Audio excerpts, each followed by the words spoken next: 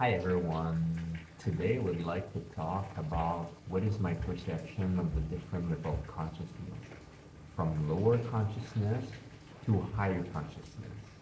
First, I would like to define what I think is consciousness. And for me, in simple words, is how I define myself, my perception and my understanding of self and reality. So if we start at the beginning of history, we have inert matter, like rock, water, inert matter, and everything that existed that was not alive. And eventually, science said that in the primitive atmosphere there was no oxygen, and with the help of thunder, eventually it created the first cell from RN and DNA, etc. And without going into the complexity of how it happened, life was created, the first form of life, probably a cell or a bacteria. And then from this was created the most primitive form of life, like plants and trees. And although some people say that they can communicate, they can feel, that red book, I forgot the title, but it's about scientific research that has been done toward plants that say they can communicate, they can feel pain, and are screaming, or that's the interpretation. And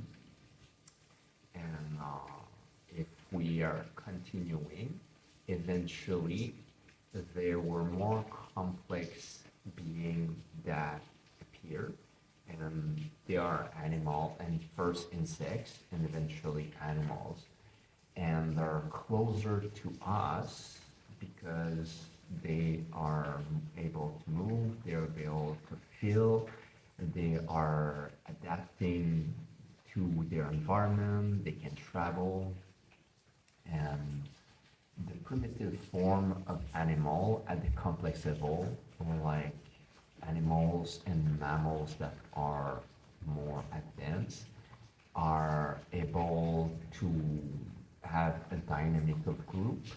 They are able to, in the hierarchy, to have some kind of a primitive ego, a character, a personality, and for me, it matches with human being, like children or human being at the lower level of consciousness, who also have a primitive ego and are able to identify with this identity.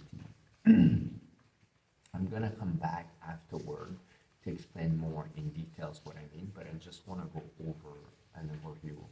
So the instinct level is the first and the most basic level of consciousness accessible to us human beings, because it's responsible, at least when we are younger, it's responsible for survival. So shelter, food, protection, connection with other human beings. Um, and without those basic, it's not it. Without those basic being provided to us, it's not possible for us to evolve to the next level of consciousness. And in my graph, it's intelligence. It's really the definition of modern human being for where most of us are, and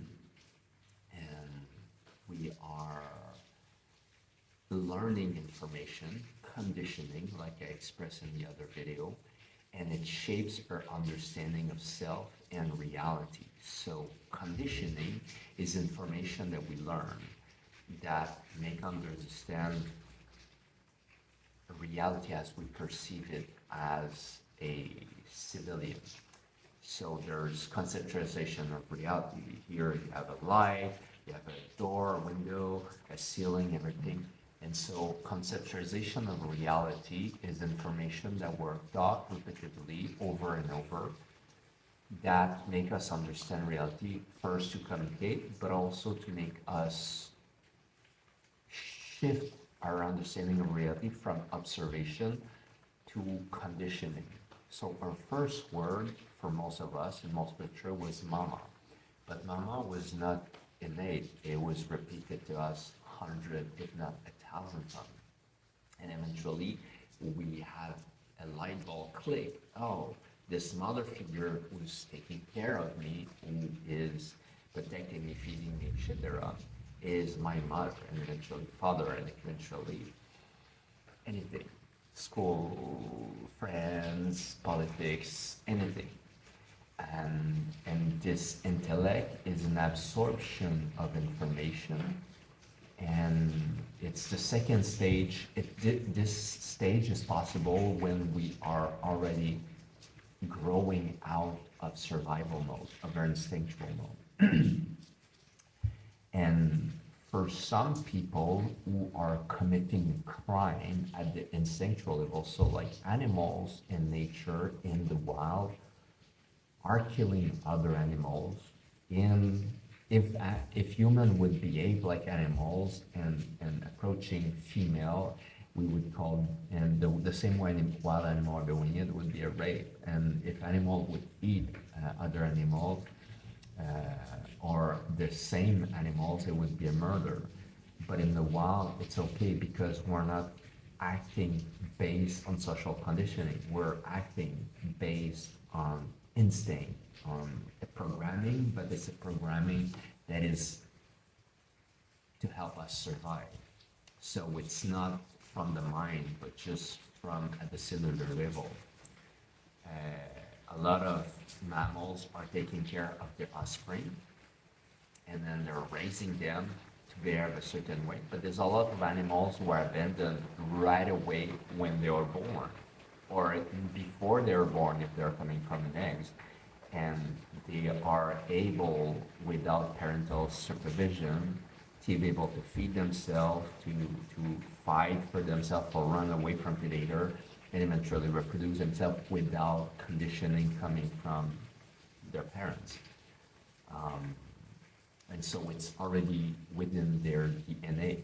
In human, we have that as well, but most of us, we have some level of autonomy. Like if you throw a newborn baby under 6 months old, it is believed that the majority of them, if they fall in the water, they will not sink and drown. They will naturally go under back and be able to not panic and breathe.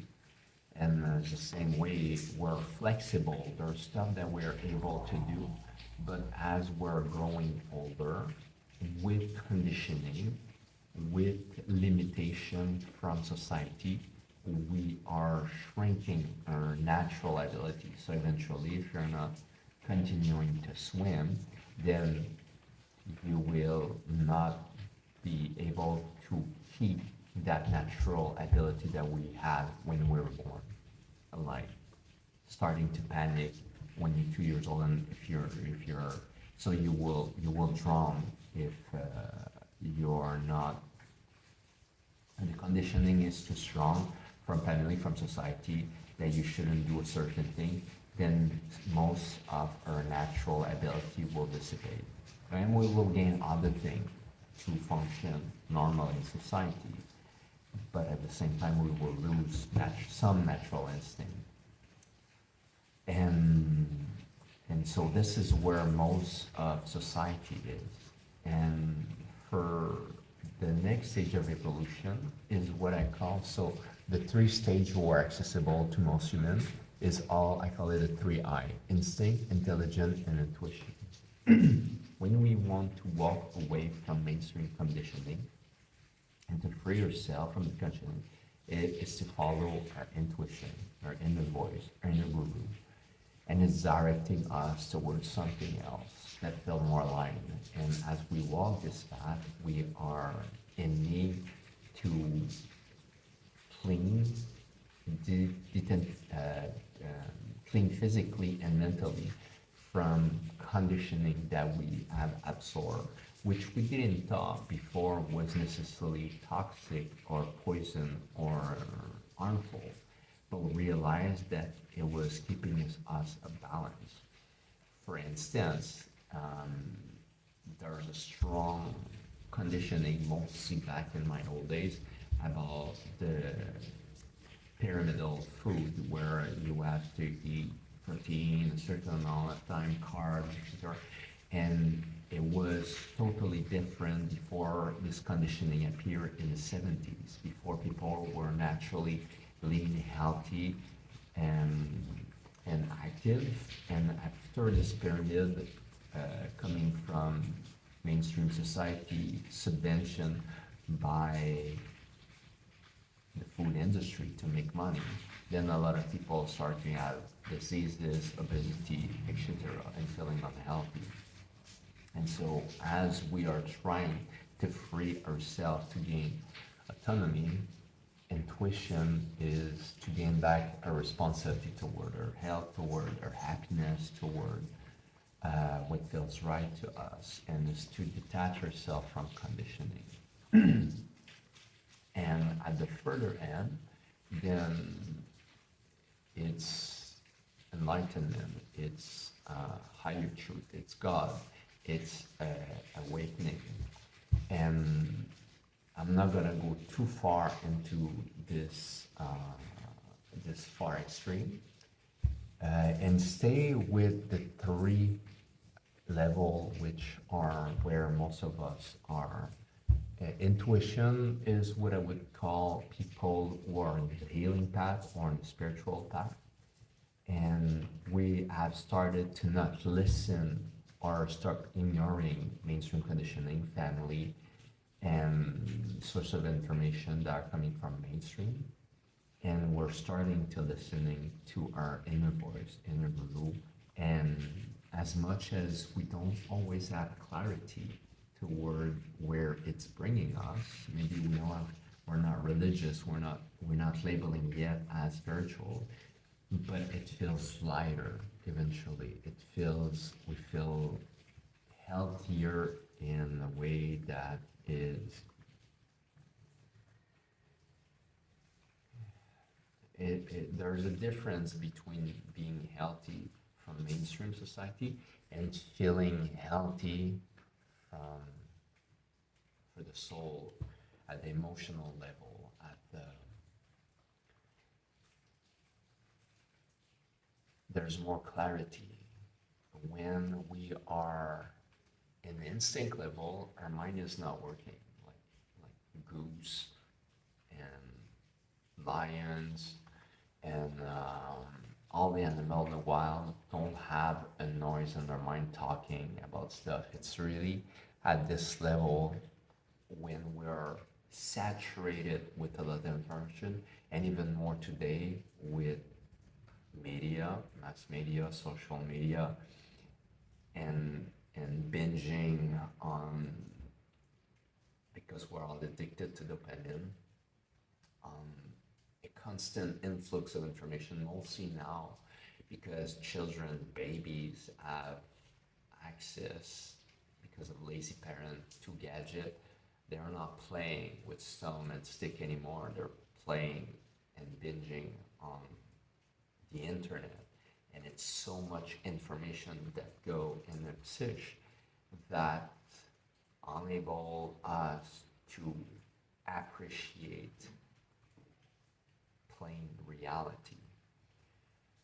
and and it's like you're not able to eat and be satisfied with the flavor of plain broccoli. You want strong flavor, like sugary thing, like fat thing. Like that's why processed food is so good and so addictive, because it just explodes our taste bud towards something that felt comfortable, that feels good. And then a lot of people there's no problem to experience something and to enjoy something.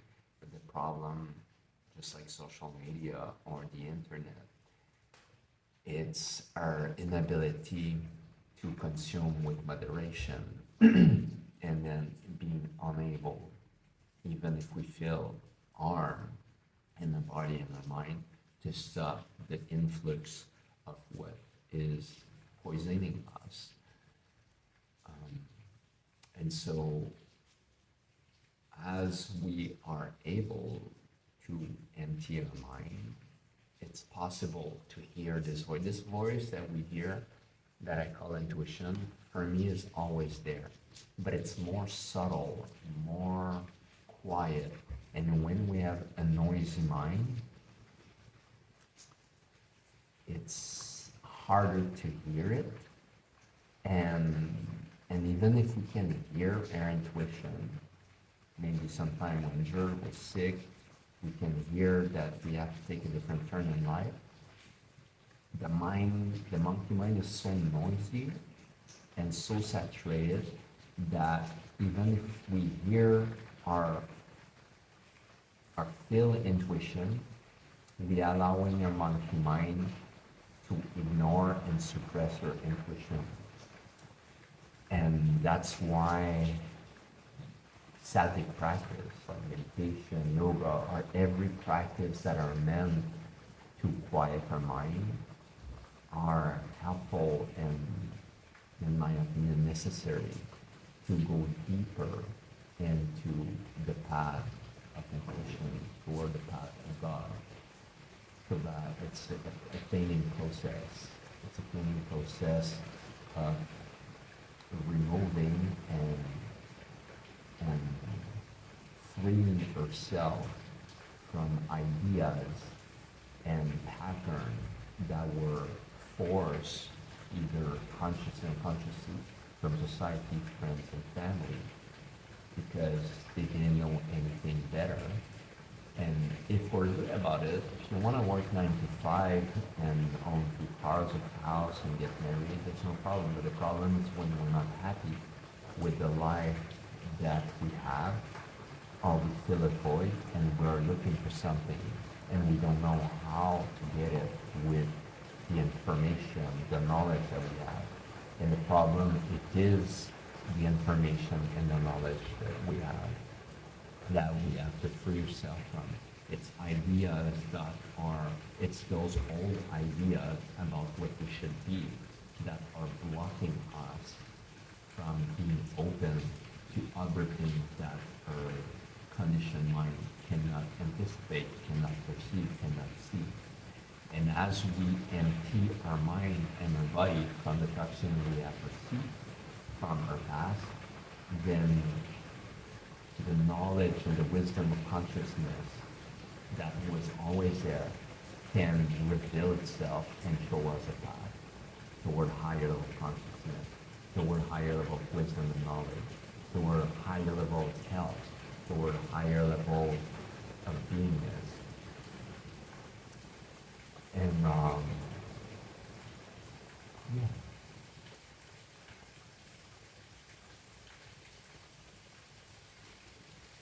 Intelligence, concept, words, vocabulary, language are useful to interact and connect with others and communicate, like I'm doing with this video. But there's a difference between communicating concepts with language and experimenting reality. The same way as there's a difference, to give an example, there's a huge difference between talking, expressing definition about orgasm, and experimenting orgasm. And so orgasm is the highest, the most powerful experience from the lower chakra. Love is the most powerful experience from the middle chakra. And awakening is the most powerful experience from the highest chakra. And a definition, an idea, a concept, even if we read a book about it and we try to mentally conceptualize what awakening is the same way as trying to conceptualize what orgasm is from intellectual knowledge of something from a higher consciousness doesn't give us anything about reality. And if we want to experience orgasm, if we want to experience love, if we want to experience awakening, it's good that we can learn about it to create curiosity, to create a thirst, to create a desire. But eventually we have to let go of that knowledge and walk on the direction that is needed and free ourselves from what's holding us back so we can move forward toward experiences of higher consciousness.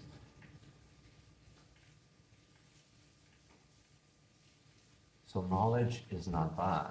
I asked my first teacher, what if, so is the best case scenario would be to not teach anything to children so they could stay virgin and maybe awaken faster. And you say, no, it's not ideal. They need to. So, because a virgin mind, empty, just exists in the instinct level. And so, and it's not possible to jump level consciousness from being virgin at the instinct level into like virgin mind into intuition.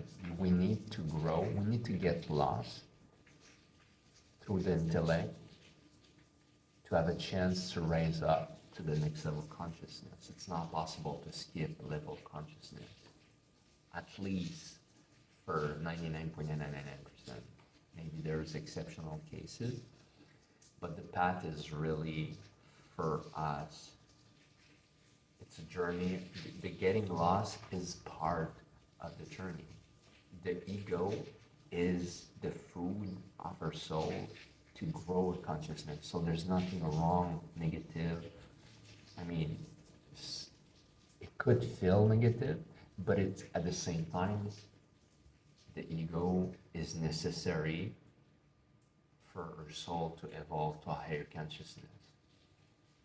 So we shouldn't feel any negative emotion towards spiritual ego, toward people who get lost in the journey of discovering themselves. It's just part of the journey.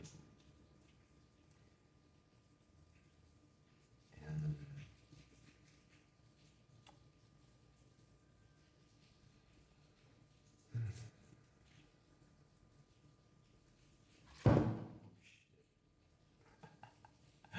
so we lost the graph. Maybe it's a sign that shit fills up. But in the end, yeah, in the end, follow your intuition. I acknowledge that the knowledge that you have within our mind that other people have is useful, but it's not the truth. The truth cannot be conceptualized. The truth is not an idea. The truth is there. And if it feels true for you in the moment, then feel good about it. And if it doesn't feel true, then move on. The spiritual journey is not a straightforward line. It can feel confusing even for the smartest people. And if we're not attached, holding on to our spiritual concept, it's easier to let them go when they're not useful anymore, so we can move forward toward higher level consciousness. When we're so attached, either to religion, to our belief, to our ideas, toward our superpower, spiritual power, then it's harder to let them go and keep moving forward, keeping evolving, growing. And accordingly, I feel that if we're not growing, evolving, then potentially we can regress. Identifying yourself with what we have, even if it feels precious in the moment, avoid us. It becomes an hindrance for further growth. The same way as if you're in second grade and you were in love with all your schoolmate, your teacher, everything you're learning, you're really good. The goal is to graduate, to grow, and then you can keep a connection with the teacher, but you cannot think that you should remain in second grade and think that it's not going to be harmful for your growth, for your evolution. And spirituality is the same. There's blind spot everywhere, and it doesn't mean because I am grounded in some aspect that I get everything figured out. So I have to walk where it's uncomfortable, where it's challenging, where sometimes it's painful. By avoiding pain, by avoiding challenge, by avoiding what triggers me, then I stay vulnerable towards reality. And I feel that at the highest level of knowing, I should be able to live and allow reality to be reality without my mind being affected. And I feel that some aspect, I'm feeling a lot stronger, more confident, more grounded. In some aspect, I feel I'm still really weak, really challenged. And this is where I feel that there's room for me to explore, to grow, and to expand. Hope you like this video. If you have any question, contradiction, or something you would like to add from your own experience, feel free to share in the comment. If you like, just click on the like and subscribe if you want to support me in this journey. Ciao.